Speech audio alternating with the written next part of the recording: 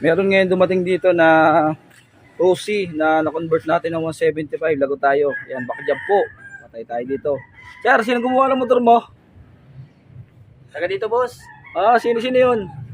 Para si John Ray. Naku, patay tayo dyan mga boss. Yan po yung ginawa natin na Rusi 125. Kinonvert natin ng 175. Yan. Ito mga idol, yan. Anong dinadaing mo dito, sir, sa inyong ito? Overdrive. Kahit anong palit ng Ayun. sprocket, kahit anong paliit, Ayun. ganun pa rin. Naka 175 na siya mga idol, yung Wow, Rusi. Pero kulang pa rin sa takbo. Kaya i-upgrade pa rin. Nakukulangan pa rin sa 175. Malakas na pero malakas na talaga ang makina. Malakas. Yun, malakas ang makina. Ang problema lang mga idol, ang gusto ni sir ay napanood niya, i-convert natin sa yung gilid ni 155. Kasi ang original na stock gear sa class housing ay 73, 18 at 39. Ang gagawin natin ay 70, 21 at 37. Yun. Yun ang ilalagay natin sa gilid para magkaroon siya ng high speed. Dahil sobrang low speed, sumasala sa sukat ng sprocket ay humihingi ng kambyo. Yun ang nararamdaman dyan. Ayan mga idol. Sa sobrang lakas, puro yanig na lang. Wala nang tulin. Kaya patutulinin. Gear na yung nagwawala. Yun. Yan mga idol, Yan. Ako daw palang gumawa, pero okay naman. Kaya ito mga idol ay babaklasin natin ang kabak. Yan. Aganda, walang katulo-tulo, yan. Parang brand new.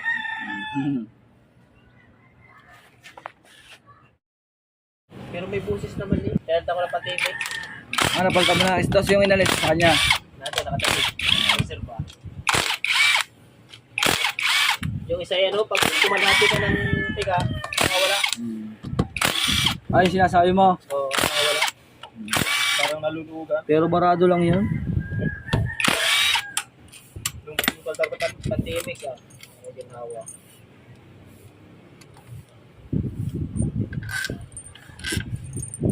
Pero barado lang yun. Sa umpis nung una lang naman eh.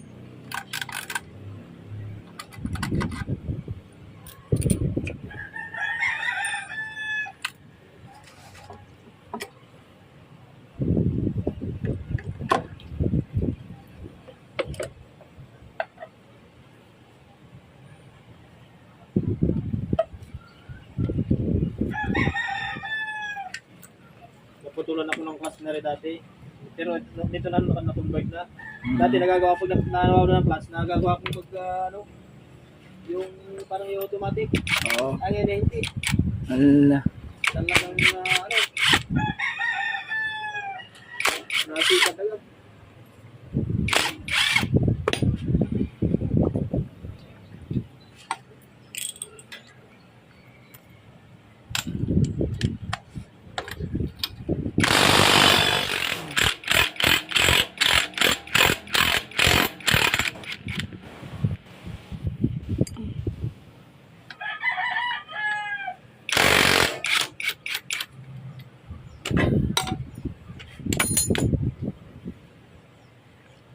Susupply mo ng utol ko bago yan. Pag napasahin parang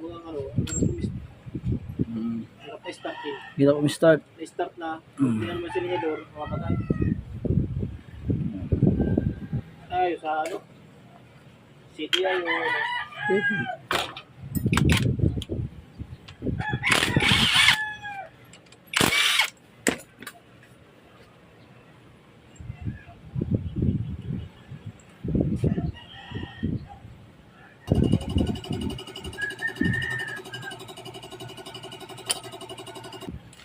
Ito mga idol ang gagamitin natin na panggilid sa kanya. Yan. Oil pump. Tapos to, class housing. Tapos pinion gear. Yan. At unahin natin tong oil pump. Ang pagkakaiba kasi nito mga idol ay 37. 37 ang bilang ng oil pump natin. May tamang lagay siya. Pataas yung aro natin. Yan. Tapos kailangan ay nadun yung dalawang o-ring. Laging pataas yung aro. Hindi po pababa mga idol. Pataas po Yan. Yun. Tapos lalagyan natin yung tornilyo. Mga idol, Valvoline, magandang langis po yan. American owned. Yan. Napakaganda po nito, nakakapaglinis po ng makina to, Valvoline. Check natin kung nabomban langis kailangan ganito. Yan, dito. Pagka pinataka natin, kailangan ay ganito ang ikot. Ganito, yan. Subukan natin dito. Pag inikot natin, kailangan to ay bubulahin, no? Yan. Para bumumba siya. Yun ang bomba niya. Okay na, okay na. Tapos oil, yung pinion gear. Yan, pinion gear. So, yan, yung pangalan siyempre dito para yan. Malaki po ang bilang nito kasi ito yung stock ko, tingnan niyo naman. Yan, oh. Malaki ang diferensya. Kapapanood talaga ni tropa. Nakikita na pagkakaiba, nagkakaroon sila ng idea, oh. Yan. Ayan. Na-upgrade yung makina. Tapos syempre, clutch housing original din ng 200cc. Napakahirap nga lang talagang hanapin niya. Kaya yung iba nagtatanong, pasensya na kayo. Kaya na lang maghanap ng pyesa nyo, talagang hirap hanapin. Ayan. 73. 70. Ang original 70. Yan. Mas maanong ngipin. Yan na po. Lang isa natin. Para quality. Yun.